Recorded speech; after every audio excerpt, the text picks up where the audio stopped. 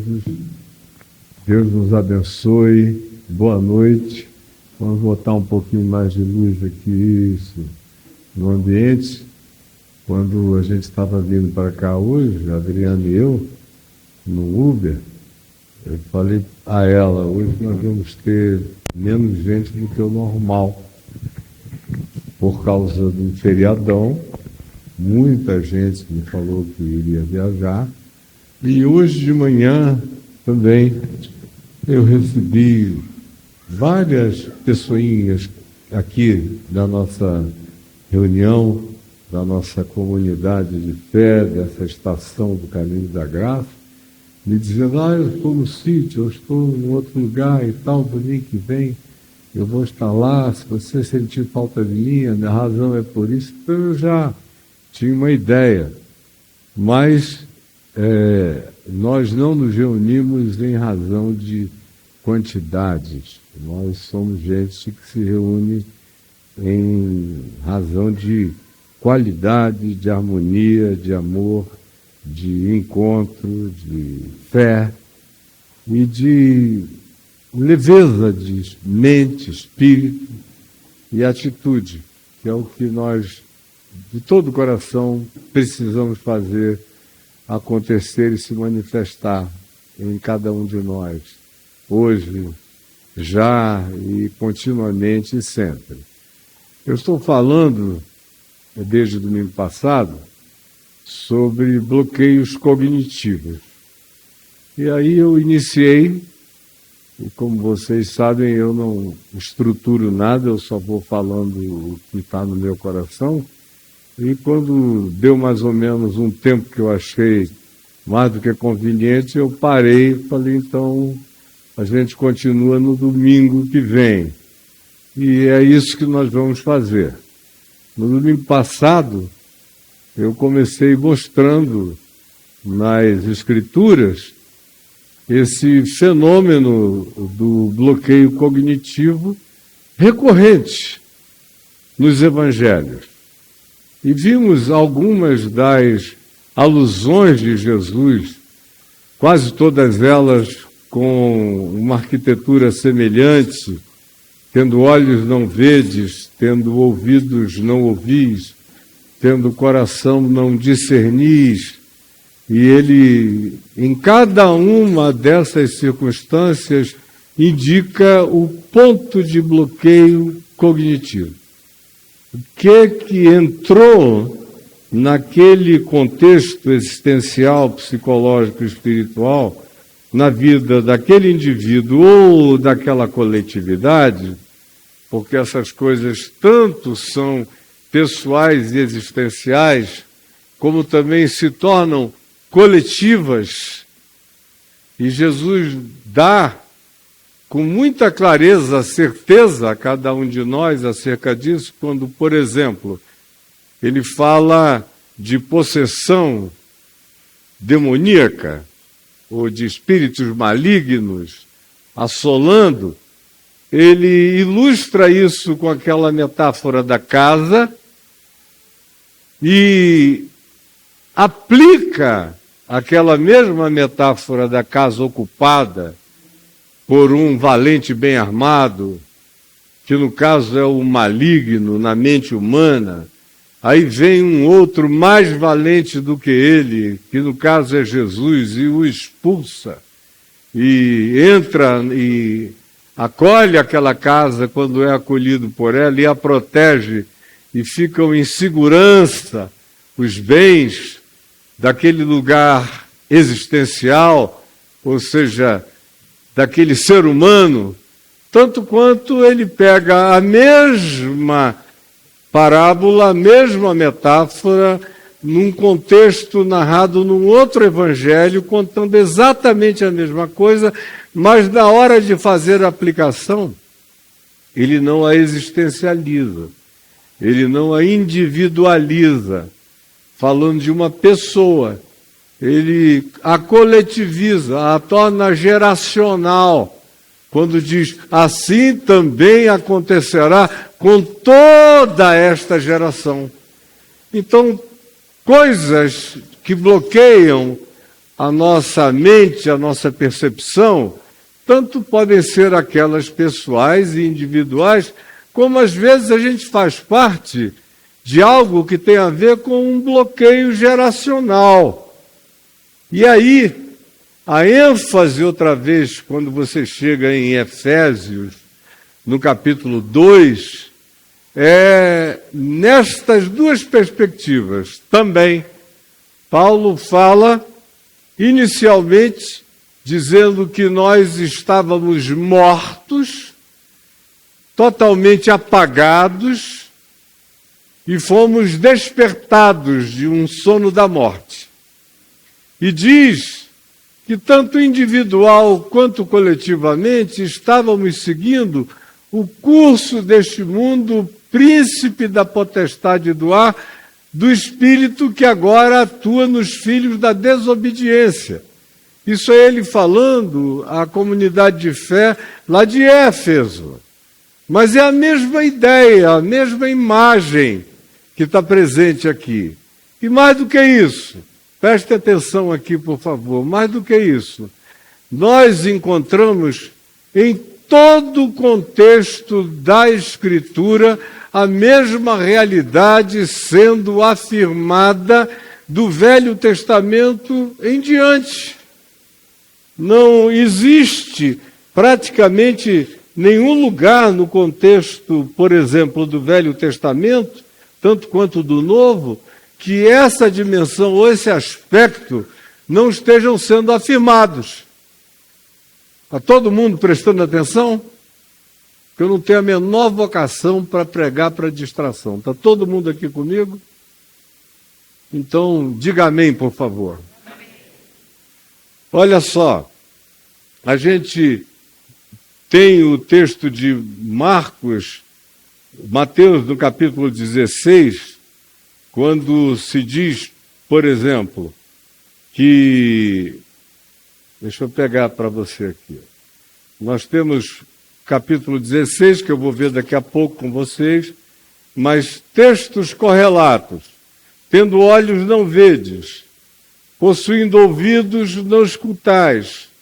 Não vos recordais, aí ele alude àquela multiplicação dos pães, e como o pessoal estava com horror, com medo, os discípulos, de que porventura lhes faltasse pão na viagem para o outro lado do mar da Galiléia, quando Jesus tinha acabado de fazer 2 multiplicações de pães. A mesma coisa você encontra recorrentemente, ou em Marcos, no capítulo 4, no verso 12, quando nós vemos o que se diz, mesmo que vejam, não percebem, ainda que ouçam, não compreendem. É por isso que não se convertem, para que não sejam perdoados. Aí você vai para Deuteronômio 29:4 no Velho Testamento e diz exatamente a mesma coisa. Contudo, até o dia de hoje, o Senhor não vos tinha dado um coração sensível ao entendimento, olhos e ouvidos perceptivos, capazes de ouvir e ver com discernimento. Isso no Velho Testamento. Ou no Salmo 69, 23, que diz que se lhes escureçam os olhos, para que de fato não possam ver, fazem-lhes tremer o corpo sem que haja como cessar. Ou ainda, no Salmos 115, de 5 a 8, quando se fala dos ídolos feitos de pau, de bronze, de pedra ou de madeira, que têm olhos, mas não são capazes de ver, e boca, mas não são capazes de falar, e a conclusão é a seguinte: assim se tornam todos aqueles que os adoram. Ou em Isaías, capítulo 6, versos 9 e 10, quando se diz, Deus diz a Isaías, vai e dize a este povo, podeis ouvir constantemente, mas não haveis de compreender, podeis ver e continuar a ver sempre, contudo jamais percebereis. Ou ainda em Isaías, no capítulo 42, ó surdos, ouvi, vós cegos, fixai vossos olhos, para que possais enxergar. E aí prossegue, mostrando o mesmo bloqueio de sensorialidade. Ou no capítulo 44 de Isaías, que diz, eles nada sabem nem entendem, porque os seus olhos são incapazes de ver e os seus corações não conseguem compreender. Ou o profeta Jeremias, no capítulo 5, no verso 21, que diz, agora, pois, atentai para estas palavras, ó povo insensato e tolo, sim, vós que tendes olhos, mas não querem enxergar, que tendes ouvido, mas se nega a ouvir. Aí a gente chega até o Novo Testamento, em Mateus 13, quando da parábola daquelas sementes jogadas pelo semeador no coração humano, e Jesus, no texto de Mateus 13, 14 e 15, evoca outra vez o profeta Isaías, que falou 800 anos antes dele, e diz, ainda para que se cumpra a profecia de Isaías, ainda que continuem e estejais ouvindo, jamais entendereis, mesmo que sempre estejais vendo, jamais percebereis.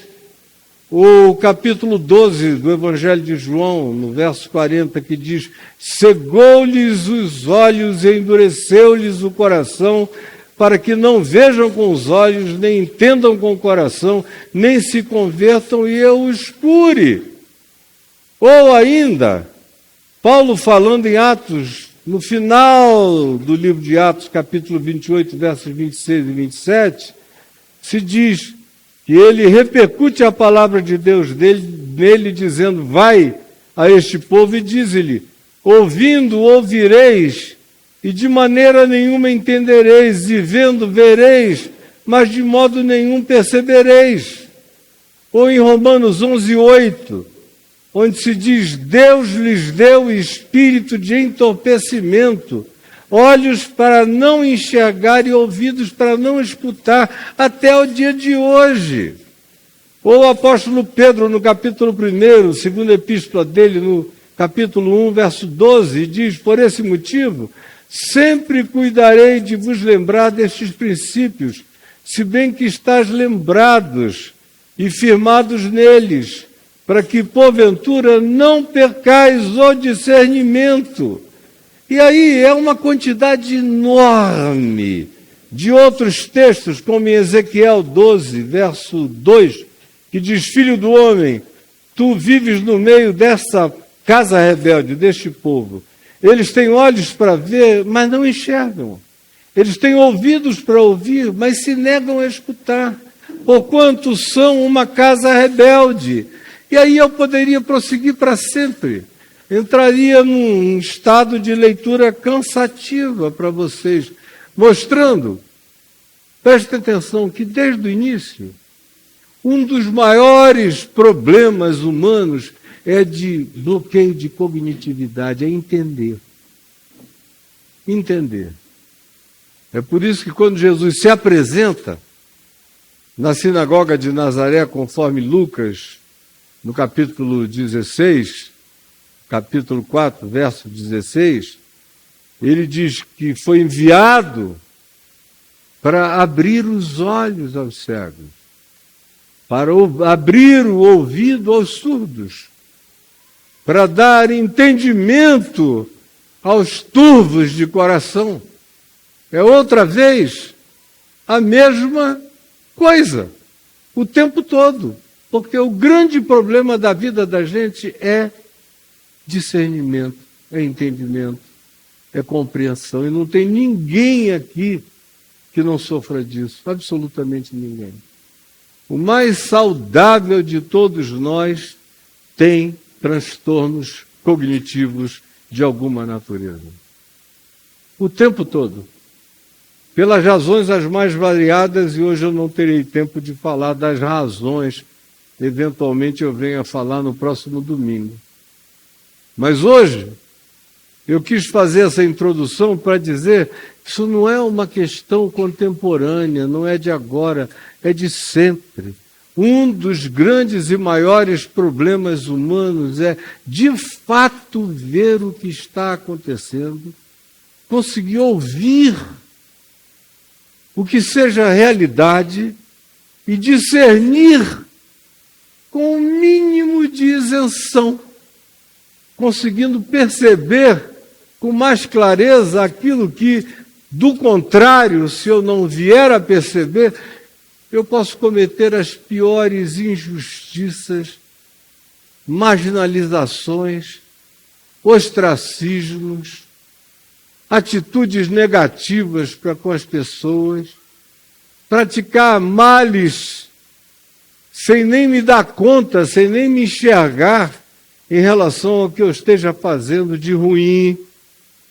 E eu falo como alguém que está há meio século ouvindo pessoas de um lado e do outro, ofensores e ofendidos, e vendo que, praticamente de maneira unânime, nem o ofendido, nem o ofensor conseguem enxergar com clareza o ofensor, aquele a quem ofende, e o ofendido não consegue discernir também a natureza do seu ofensor. E aí os ciclos e os processos só vão crescendo das formas as mais diversas e variadas. Por exemplo, quase tudo pode nos desviar do eixo cognitivo. A gente existe numa multidão de contingencialidades, de conjunções, de fatores, de vetores, de convergências, as mais variadas e múltiplas.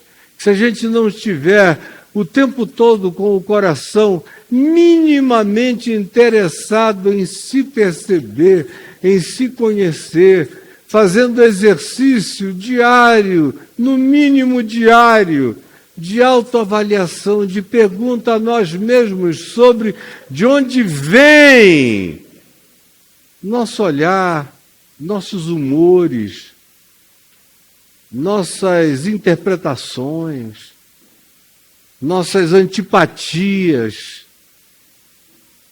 nossas resistências, nossas atitudes ostracistas em relação a pessoas. De onde vem a multidão de sentimentos e emoções que nos perpassam e frequentemente a gente só deixa acontecer e não faz a menor pergunta. Tem alguma cadeira aí movendo para lá e para cá? Vamos dar uma segurada. E a gente não faz nunca pergunta no coração de onde vêm aquelas realidades que vão nos assolando, vão tomando conta de nós, vão nos afogando, vão nos possuindo. Você mesmo, enquanto eu estou falando, se estiver me dando a atenção devida, já deve ter lembrado ou criado diversas associações dentro de você em relação a aspectos variados da sua vida. Pelo menos é para isso que eu espero que a gente esteja aqui. Não para eu falar, mas para a gente conectar coisa com coisa. Para a gente tentar ouvir essa palavra e plugá-la adequadamente às quantidades enormes de entradas da nossa vida que produzem um resultado final que é aquilo que nos apresenta, nos representa e nos factualiza diante dos sentidos dos outros, da vida, das nossas relações. E não há ninguém aqui que possa dizer, não, eu sou perfeito em relação a isso. Ninguém. Só houve um cognitivamente falando totalmente limpo, vendo o que era, ouvindo o que fosse e discernindo a verdade. Todos os demais olham a partir de uma quantidade enorme de traumas, angulações, educações, aculturações, choques, sentimentos, autovisão, olhar de si mesmo, positivo ou negativo, além de si, o que já falsifica a percepção inteira das coisas, ou aquém de si mesmo, o que também destrói toda a percepção. Quando eu vejo para além de mim, é porque eu estou vendo a vida com óculos de um narcisismo profundamente exacerbado, o que vai criar lentes superlativas, aumentativas, de uma autoglorificação que vai acabar me destruindo, me fazendo um mal enorme. Ou quando eu olho aquém de mim, uma autoimagem baixa, me amando pouco ou nada, aceitando tudo aquilo que disseram de negativo contra mim, que me complexificou e me reduziu, eu vou perder o potencial inteiro de quem eu poderia ser e realizar. Isso é inevitável, é infalível. Um vai ficar frustrado e o outro vai ficar irrealizado porque podia ter feito e nunca fez, e vai morrer amargurado dizendo: por que para mim nunca me foi dado o bastante para eu ser quem de fato eu talvez pudesse ser, porque a própria pessoa nem sabe o que seria isso, de tão bloqueada que ficou.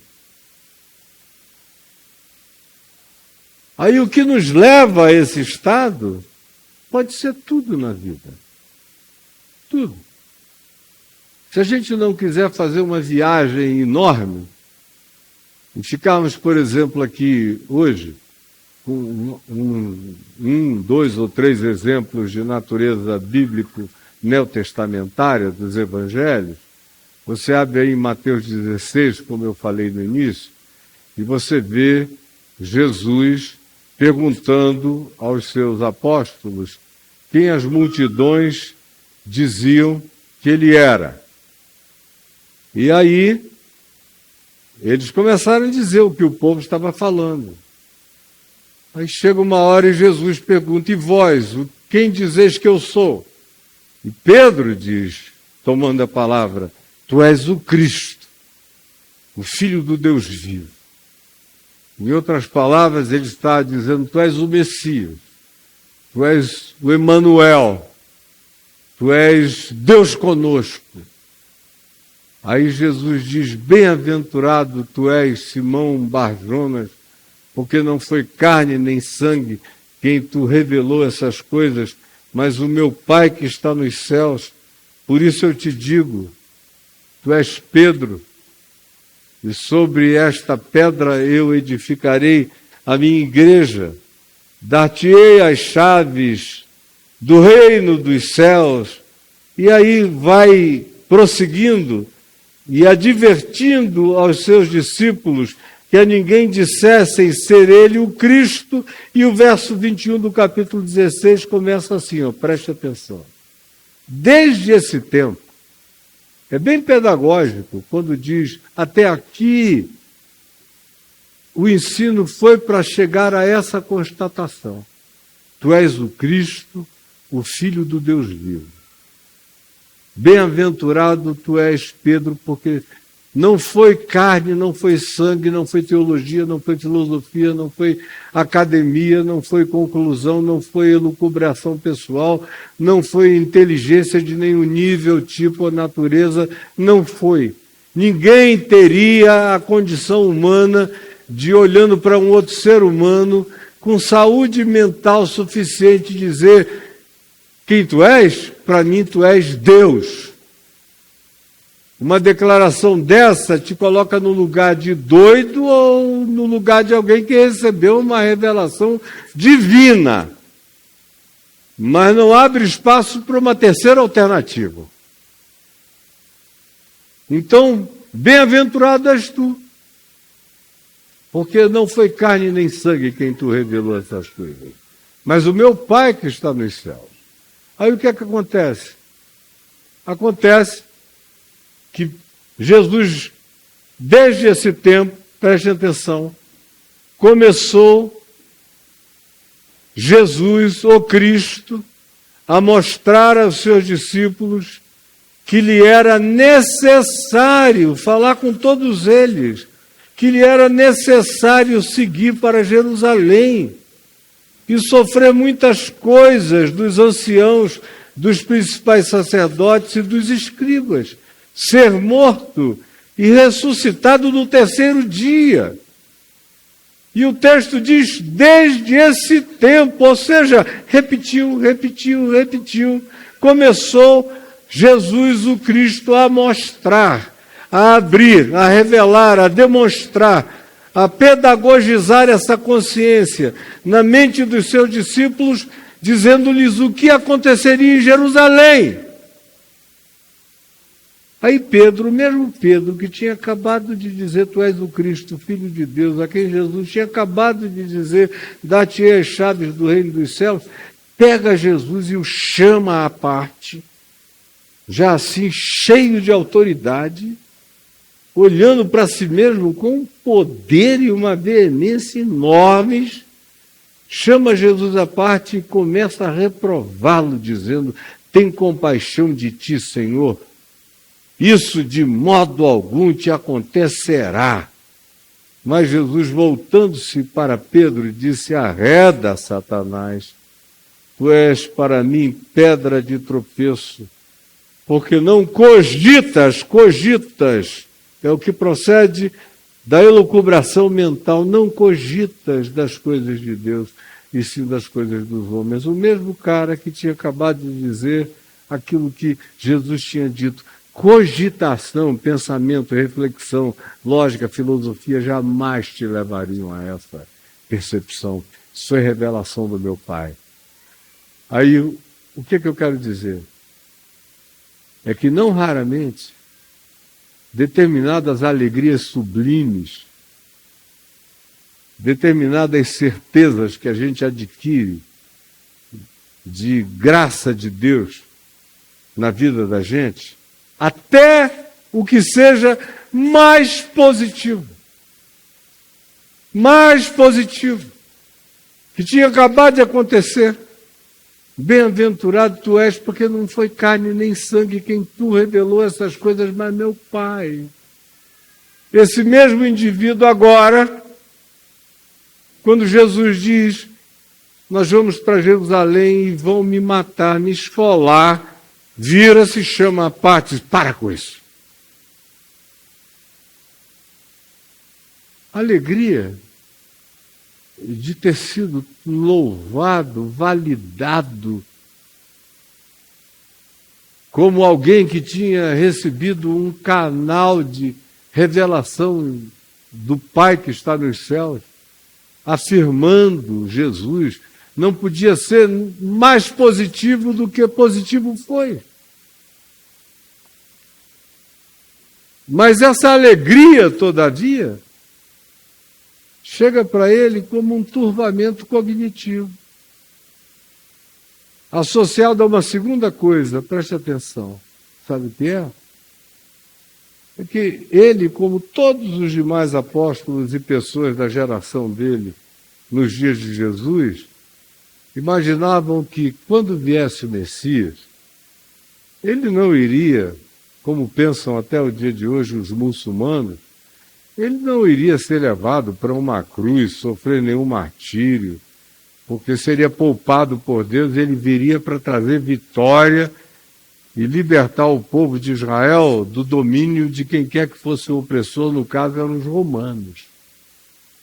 Isso todos eles criam, incluindo Pedro.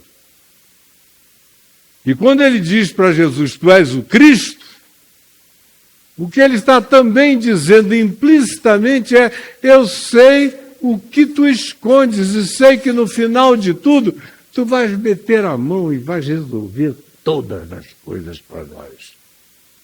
E para a nossa geração inteira. Esse excesso de certeza, validado por uma revelação celestial. Eu vejo coisas que ninguém vê, eu sinto coisas que ninguém sente, eu enxergo coisas que ninguém enxerga, eu discerno coisas que ninguém percebe. Eu tenho um canal com Deus que ninguém tem. Tudo muito lindo, mas com um poder extraordinário de, ao invés de me projetar para acolher mais e mais o que seja revelação de Deus para mim, sem discutir com a verdade, sem querer apresentar um Enem para Deus passar, de acordo com os protocolos das minhas conveniências de pensamento para validar ou não validar uma palavra de Deus, quando ao contrário eu desisto de tudo isso e só acolho o que de Deus me venha, agrade-me ou não me agrade, mas sendo palavra verdadeira de Deus é para mim. Todavia, uma supervalidação dessa natureza eu tenho visto fazer surtar uma infinidade de pessoas. No meio cristão, então, o cara começa às vezes muito bem, e se ele receber uma validaçãozinha, de repente você começa a ver a pessoa surtar geral. Aí não enxerga mais como deveria enxergar, não ouve mais como deveria ouvir, ou em qualquer outra coisa, na casa da gente, um filho mais preeminente nas conquistas sociais, por exemplo, pode correr o risco de tanta validação que receba, de elogios que receba, venha desenvolver uma atitude que vai logo adiante começar a promover cegueira cognitiva e de percepção e de discernimento, porque há um processo de afastamento da realidade com tudo aquilo que se superlativiza ou com tudo aquilo que nos diminui radicalmente. Até o que seja mais positivo pode produzir isso em nós. Imagine as coisas negativas. Como a gente encontra no cotidiano da maioria de nós. Alguém que nasceu numa família que te esmagou, que te acachapou. Ou que teve mestres opressivos na escola, na faculdade, ou circunstâncias que você nem discerniu ainda, de sentimentos estranhos que tomaram conta de você e você não fez nenhuma tentativa de descobrimento para saber de onde aquilo eclodiu. De onde? Por exemplo, quando entregaram Jesus a Pilatos, e Pilatos ficou tentando salvar Jesus da cruz, o texto do Evangelho diz: pois Pilatos bem sabia que por inveja eles o tinham entregado. Inveja, por exemplo, é uma miséria. Mata com toda e qualquer justiça cognitiva possível no olhar da gente. Ressentimentos, rancores, mágoas, antipatias que a gente não sabe nem de onde vem, geralmente nascem da gente ver no outro projetado aquilo que em nós a gente esconde mais camufladamente. E o outro revela da maneira mais despudorada. E aí a gente passa a ter uma raiva enorme dele como constatação daquilo que nós escondemos e ele com despudor demonstra. Mas como a gente esconde, a gente se põe num lugar de superioridade cognitiva em relação a ele e passa a antipatizá-lo. Na maioria das vezes não consegue nem fazer a leitura psicológica do que está acontecendo com a gente, simplesmente diz: não vou com a cara dela ou dele. Você não gosta de você escondido em você mesmo. E não está suportando ver o reflexo de você vindo do outro com tanta obviedade. E há uma quantidade brutal, praticamente tudo pode fazer isso com a gente se a gente não buscar equilíbrio todo dia. Como, por exemplo, naquele texto lá de Mateus, da parábola dos talentos, 24, 25, do Evangelho de Mateus, como eu citei no domingo passado, aquele que recebeu mais, o que recebeu médio, o que recebeu menos. E os que receberam mais multiplicaram, dobraram o valor do que tinham recebido. O que recebeu menos sentou em cima. Fez um buraco e sentou em cima. Botou a busunfa cognitiva no que tinha recebido como dom. Sentou em cima. Qual é a razão? A teologia que ele tinha absorvido de um Deus severo, perverso, cobrador, exigente, cheio de demandas. Foi isso que ele declarou. Eu peguei o teu dom, a tua graça, fiz um buraco e sentei em cima. Porque eu sei quem tu és. Olha a presunção do cara. Eu sei quem tu és, eu sei que tu pedes o que tu não deste, que tu demandas o que tu nunca entregaste.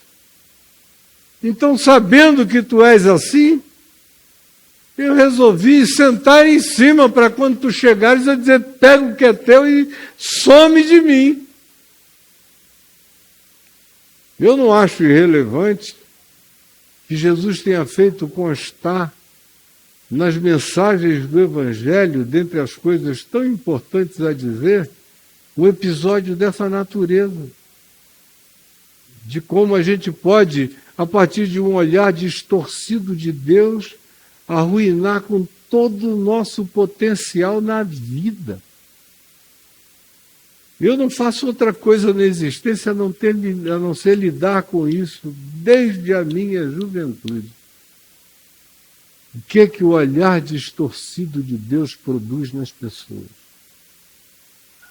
Para todo lado. O cara que, na sua tolice, é um tolo, sabe nada, não conhece nada, mas é pulsionado pela sua ignorância, entra numa reunião, aí ouve uma profetisa que ele não conhece, que diz a mesma coisa para todo mundo que vai lá há muitas décadas. Aí chega para ele e diz, oh, meu filho, assim diz o Senhor, eis que eu te unjo, e tu vais levar o meu nome aos povos, e tu vais me fazer conhecido e revelado entre aqueles que não me conheciam, e começa a dizer um monte de coisas para ele, e aí logo depois você vê aquele cara que até então era acanhado, sai dali num esfuziamento enlouquecido, falando grosso, Senhor me ungiu, aí vai, agora com a internet, a primeira coisa que ele faz é abrir um canal, e vira influencer, e vai embora, porque a maioria dos que eu vejo sofre de uma distorção cognitiva absoluta. E vão contagiando, passando isso adiante, fazendo uma criação de falsificação cognitiva coletiva, de modo que as fake news são completamente naturais, porque até aquilo que o indivíduo fala com uma sinceridade burra e ignorante, já carrega a falsificação em si mesma. Não é à toa que se botou o nome dessa era, desse milênio, por enquanto, de a era da pós-verdade. O que denuncia um problema absoluto de cognitividade humana e planetária. Você fica ouvindo o que as pessoas dizem umas das outras, e elas podem estar expostas umas às outras, mas a percepção não decorre, por exemplo, da proximidade. Frequentemente, quanto mais próximo, pior, muitas vezes, é a distorção. Porque você enxerga com a emoção machucada. Ou enxerga com a humilhação que o outro te trouxe. Ou enxerga pela repetição, com a recorrência das mesmas coisas, o que já faz você pensar, sempre dessa pessoa virá isto e aquilo. Portanto, eu vou mudar a minha vida em relação a tudo quanto possa ser concernente a essa pessoa, e sem perceber, uma dimensão inteira da sua vida é anulada, morta, tirada e afastada e decepada de você. E aí a gente vai andando, segundo o curso desse mundo, sem saber de nada, dizendo eu para aquilo que não é você. Que é uma persona que você desenvolveu para explicitar essa cognitividade distorcida que você carrega. O Evangelho todo é a respeito disso. Ou quando você vê desde Isaías 53, quando se diz, vimos a aparência dele e a desprezamos, era como a raiz de uma terra seca, nela não vimos nem aparência nem formosura. E aí vem a descrição do servo sofredor que entrega a vida pelos pecados, pela iniquidade de todos. E aí a conclusão é, mas nós o desprezamos. Porque o enxergamos com os nossos olhares do que seria dignificante, do que seria prosperidade, do que seria bênção de Deus, do que seria realização divina, validatória para a existência de uma certa pessoa. Não vimos isso, portanto, desprezamos. Quando você lê, por exemplo, o Evangelho de João, você chega no capítulo 8, tem uma pergunta de Jesus que a gente deveria guardar para nós com singeleza de coração para sempre. Uma pergunta tão linda quando ele diz, por que sois incapazes de entender a minha linguagem? Por quê? Sois incapazes de compreender a minha linguagem? É uma pergunta de Jesus perplexo. O que eu falo, eu ilustro, eu explico, eu tento fazer tudo o mais simples possível. No entanto, ele diz, no capítulo 8, no verso 43, qual a razão por que não compreendeis a minha linguagem? E por que sois incapazes de ouvir a minha palavra? Quais são todos os bloqueios cognitivos? Não é à toa que logo depois disso, no capítulo 9, vem aquela cura do cego de nascença, vocês lembram? Tudo ali é de caso pensado. O apóstolo João botou uma coisa depois da outra para que uma clarificasse a outra. Aí é o homem que já nasceu sem ver nada. E uma outra coisa interessante é que o capítulo 9 inteiro de João, que é sobre esse homem que nasceu sem ver nada, no texto grego, a grande ênfase, quando aqui na nossa tradução em português se diz, pois sabemos, pois conhecemos, no grego é, temos visto, vemos, enxergamos. Essa é a certeza dos religiosos. Em relação ao homem que nasceu sem enxergar nada, a contraposição são os entes da religião dizendo nós sabemos, nós vemos, nós entendemos, nós compreendemos. E Jesus conclui dizendo, se vocês tivessem de fato visto, soubessem e entendessem, vocês não teriam pecado nenhum. Ou se pelo menos vocês não soubessem de nada, pecado não terias. Mas porque vós dizeis, nós vemos, nós sabemos, nós entendemos, subsiste, permanece o vosso pecado. Porque vocês mesmos se julgam nessa presunção de que vocês enxergam. Não é à toa, em Mateus, no capítulo 7, Jesus nos introduz o assunto do bloqueio cognitivo, radical e essencial, quando diz, não julgueis, para que não sejais julgados, porque com a medida com que julgardes, sereis julgados, com os critérios e as categorias com as quais vierdes a pronunciar as sentenças de vocês, vocês receberão o mesmo critério e categoria de volta. Não confiem nos poderes cognitivos de vocês, porque isso tem desgraçado o mundo. Um líder de uma nação se levanta e diz, nós temos certeza de que precisamos fazer o que precisamos fazer. Aí tem uma chacina em Gaza. Tudo isso movido a crenças, convicções, certezas. Aí vem um outro e diz, não, no tempo dos czares a nossa fronteira se estendia por toda essa região até a Crimeia. Precisamos de todos esses portos. Isso era assim no tempo dos czares. Certo deve ser isso, e eu sou a pessoa que estou aqui para encarnar esse projeto. E daí para frente, bomba na Ucrânia. E o cara chama isso não de guerra, mas de forças espirituais especiais de combate.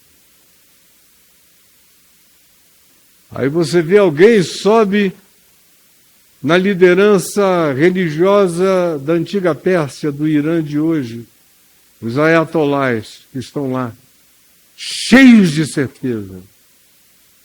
Aí o mundo vai se tornando um inferno.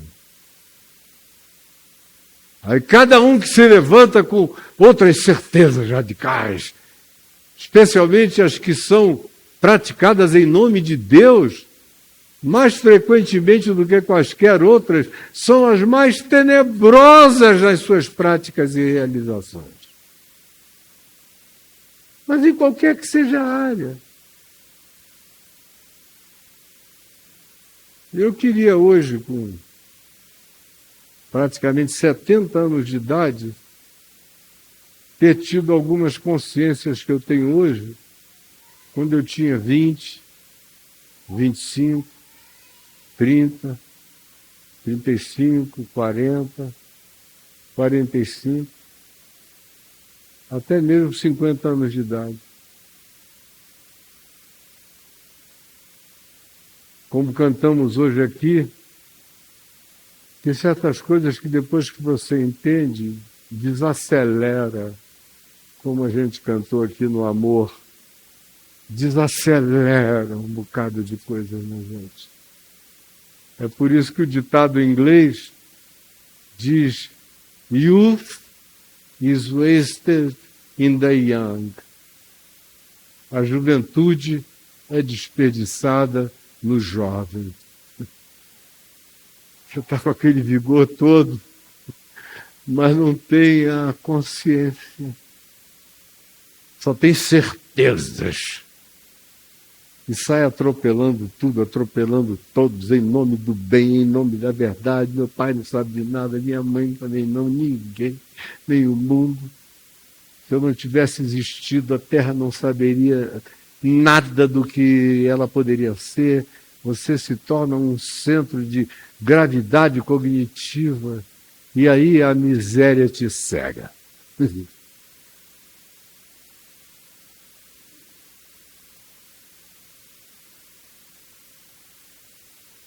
Eu teria muito mais a falar. Embora eu confesse a vocês que no dia de hoje eu fiquei um pouco distraído nos primeiros 20 minutos. Achei que estava um movimento muito grande, uma barulheira muito grande aqui. Eu não estou muito acostumado à distratividade. Mas eu quero parar agora e pedir ao Senhor que alguma coisa tenha ficado para você. Alguma coisa. Alguma lição. Hoje, eu iria dar uma ênfase muito grande na construção do humor como fator de saúde cognitiva. Mas acabou que eu nem enveredei por essa dimensão. O humor é uma das coisas que Jesus mais valoriza no que diz respeito à cognitividade no Novo Testamento. Quando ele conta aquela história para os religiosos fariseus, que estavam reclamando o tempo todo de tudo e de qualquer coisa, nada os satisfazia. Aí Jesus disse: a que eu compararei esta geração? Senão a meninos na praça, em que a gente convida para brincar de amarelinha ou convida para brincar de enterro, como havia quando eu era criança lá no Amazonas. A gente tinha um tempo, uma hora do ano em que se brincava de enterro, de velar morto. E se tirava a maior onda com aquilo ali, era interessante a beça, você ia até buscar meninas na madrugada. Onde é que tem morto para a gente velar? E era um dia de muita alegria, quando eu era criança. Jesus diz a esse grupo: quando convidamos vocês para brincar de velar o morto, vocês não querem. Porque veio João Batista e era como quem velava o morto. Só pregava coisas densas e pesadas e difíceis, e vocês o rejeitaram. Mas quando a gente convida vocês para brincar de amarelinho, de pique-bandeira, de diversão, de bola, de beach tênis, de qualquer coisa animada, vocês também não querem, porque vim eu, e sou vôlei, basquete, beach tênis, alegria, pique-bandeira, esconde-esconde, gargalhada, amarelinha. Eu cheguei com essa leveza e vocês dizem: não, ele não. Ele é leve demais, a gente também não gosta dele. Jesus disse: nem Deus pode agradar vocês com esse humor. O humor é um dos maiores destruidores de saúde cognitiva que a gente pode ter. E ele nasce de tantas fontes diferentes. E pode ser temporário, mas algumas vezes ele se transforma numa condição contínua de essência, de âmago, de carnegão psíquico negativo, que só consegue produzir aquele humor que mata toda a possibilidade de enxergar qualquer que seja o extremo da vida ou a vida em si mesmo ou qualquer coisa nela, porque a gente já carrega essa premeditação que estabelece a confrontação e a negatividade, não importa o que me ofereça. Aí vai ser difícil você ser um profissional próspero. Vai ser muito difícil você se dar bem até com as meninas ou com os meninos. Vai ser muito difícil você ter amigos sólidos e contínuos. Vai ser muito difícil. Qualquer coisa que dependa de estabilidade de emocionalidade minimamente razoável, que decorra de um humor que coloque você com aquela capacidade de responder à vida com propriedade, adequação e proporcionalidade, que é o que o humor faz na gente. Mas domingo que vem a gente continua conversando. E eu espero estar num dia assim com o meu fluxo mental mais natural, como normalmente ele é. Mas ajudem, não distraiam. Vamos ficar em pé, por favor.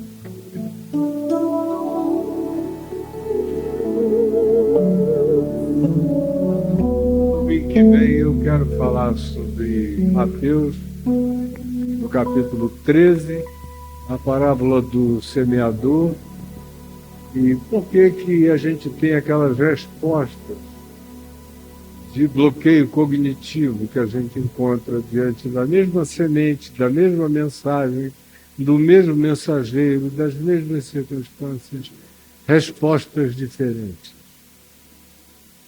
E quero falar com você também sobre o que daí decorre e, ao final, o que pode nos sarar.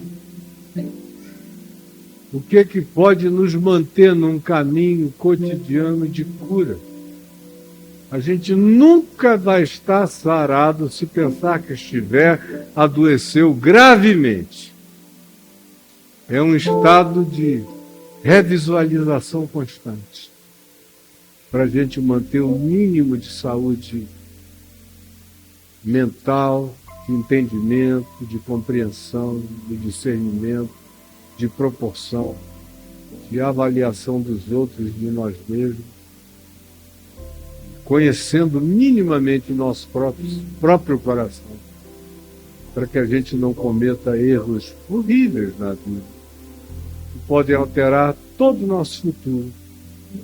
Por isso, todo dia, a gente precisa checar a bússola, o norte da nossa existência, que deve ser ter em nós o mesmo sentimento que houve também em Cristo Jesus, que é a única realidade que pode nos salvar a mente e dar uma proporção de justiça interpretativa de cada um de nós, nos ajudar a nos posicionarmos com saúde na vida. Dos mais novinhos entre nós até qualquer idade, aonde ainda é possível fazer mudanças importantes e restauradoras. É o que eu te peço, Jesus, em favor de todos nós aqui. Cada um de nós, porque não tem ninguém aqui que não sofra desse mal, que não enxergue torto, que não interprete equivocadamente, que não antipatize, que não queira nem ouvir alguma coisa a respeito de alguma pessoa, e de saída já não bloqueie o coração, a emoção, o sentimento, a boa vontade, a atitude, já não tenha um veredito feito contra o outro, uma impressão definitivamente arraigada, que nos limita tanto, que nos aleja tanto, que nos amputa tanto, que nos faz tão mocos de ouvido, tão cegos de percepção e visão, tão brutos de interpretação, ou tão cheios de razão pessoal, que vamos perdendo completamente a certeza, a imagem de quem nós de fato somos diante de Ti, e precisamos ser uns para os outros, à medida em que conheçamos a nós mesmos. É o que eu te peço, para que essas nossas vindas aqui sejam curadoras, produzam saúde mental, emocional, espiritual, relacional, familiar, profissional, nos dê bases de compreensão para a gente progredir na vida, para a gente se desenvolver, para a gente melhorar, para a gente ficar bonito, para a gente ficar agradável, para a gente ter um bom tempero do sal da vida, dando gosto à nossa existência. E coloca dentro de nós ambições maiores, no sentido de nos tornarmos quem a gente pode ser. É o que eu te imploro, dos mais novinhos entre nós aos mais idosos entre nós. Não há ninguém fechado e acabado aqui que não possa sofrer ainda todas as melhores alterações do Evangelho, do Cristo vivo e do Espírito Santo em nós. É o que eu te peço por mim e por todos que estão aqui, em nome de Jesus. Amém e amém.